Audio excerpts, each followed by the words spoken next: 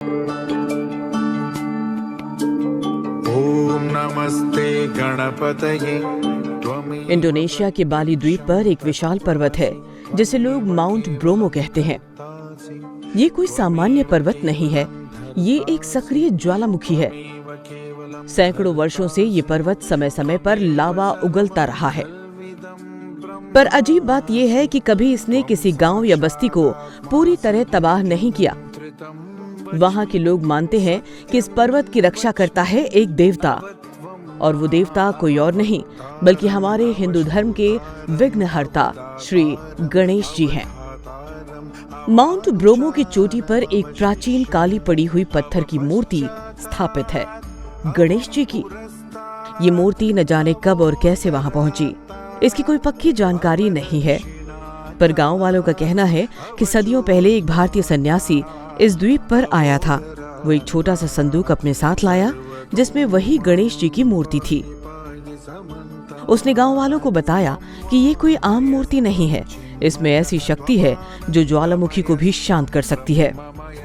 गांव वालों ने उसकी बातों पर विश्वास नहीं किया, लेकिन उस सन्यासी ने खुद पहाड़ पर चढ़कर ज्वालामुखी के मुख के पास एक विशेष स्थान पर स्थापित किया।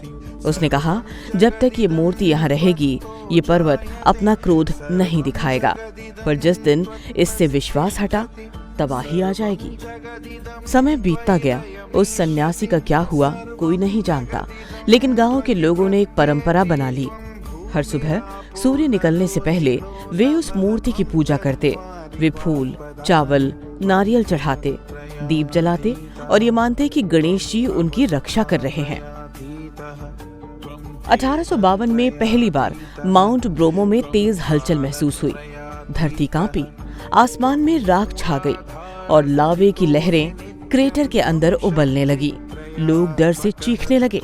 एक बच्चे की मां ने उसके कान में धीरे से कहा, बेटा गणेश जी की शरण लो।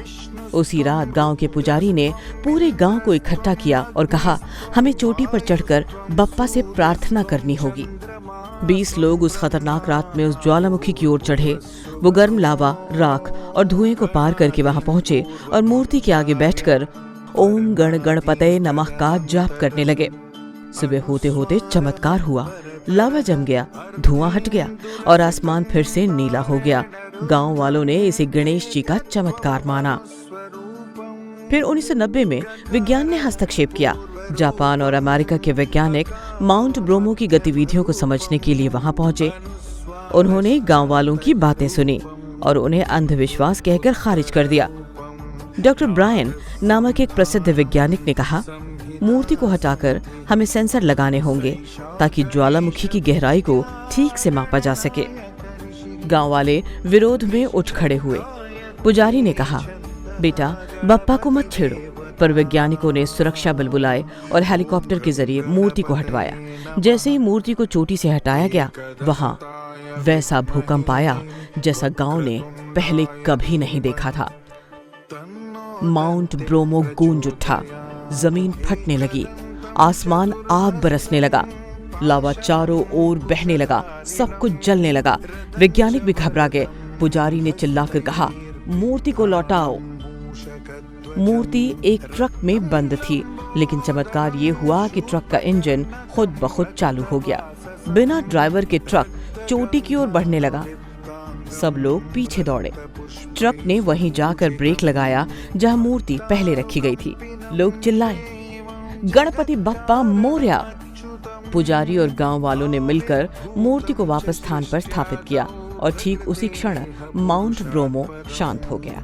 लावा रुक गया, आग बुझ गई और हवा में एक शांत ठंडक फैल गई। वैज्ञानिकों की आंखें फटी की फटी रह गई। उन्हें समझ नहीं आया कि जो हुआ वो आखिर कैसे हुआ। अब यहाँ तक की कहानी तो लोग मान भी लें कि अंधविश्वास है या अजीब संयोग, पर इसके बाद जो हुआ वो वाकई चौंकाने वाला है। हर साल एक पर्व होता है, यज्ञ कसाडा। उस दिन गांव वाले ज्वालामुखी को अर्पण चढ़ाते हैं, फूल, चावल, सब्जियां, जानवर, ताकि पर्वत शांत रहे। उसी साल एक 10 साल का अनाथ लड़का भी आया था। नाम था केतन। उसने गणेश जी के सामने हाथ जोड़कर कहा, बप्पा इस बार बलिदान मत लेना, मैं हूं ना, मुझसे ले लो। लोग उसकी बात सुनकर चौंके। एक बच्चा अकेला, लेकिन उसकी आंखों में एक तेज था, जैसे कोई आत्मा उसमें बोल रही हो। तब बलिदान की प्रक्रिया चल रही थी।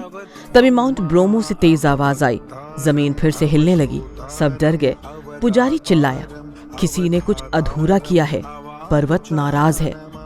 केतन खड़ा हुआ और चुपचाप चोटी की ओर चलने लगा। कोई उसे रोक नहीं पाया, जैसे कोई अदृश्य शक्ति उसे चला रही हो। वो सीधा ज्वालामुखी के क्रेटर के पास पहुंच गया, जहां गर्म हवा और राख उड़ रही थी।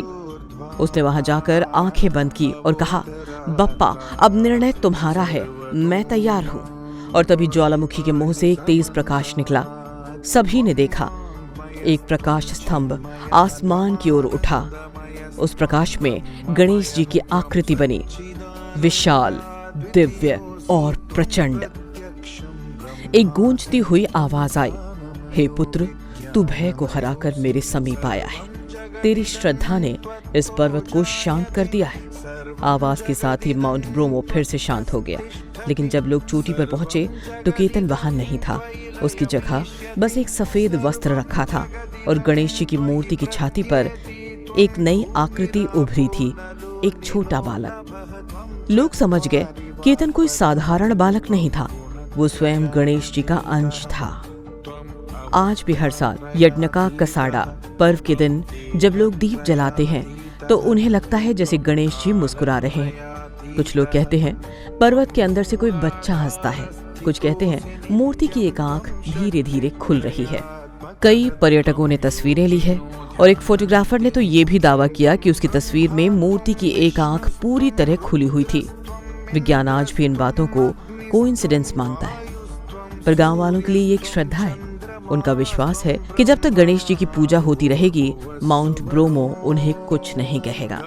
माउंट ब्रोमो आज भी एक सक्रिय ज्वालामुखी है। कभी कभी हल्का फटता है, गरजता है, जैसे चेतावनी दे रहा हो। पर गांव वाले डरते नहीं, क्योंकि वे जानते हैं कि उनकी रक्षा गणेश जी कर रहे हैं।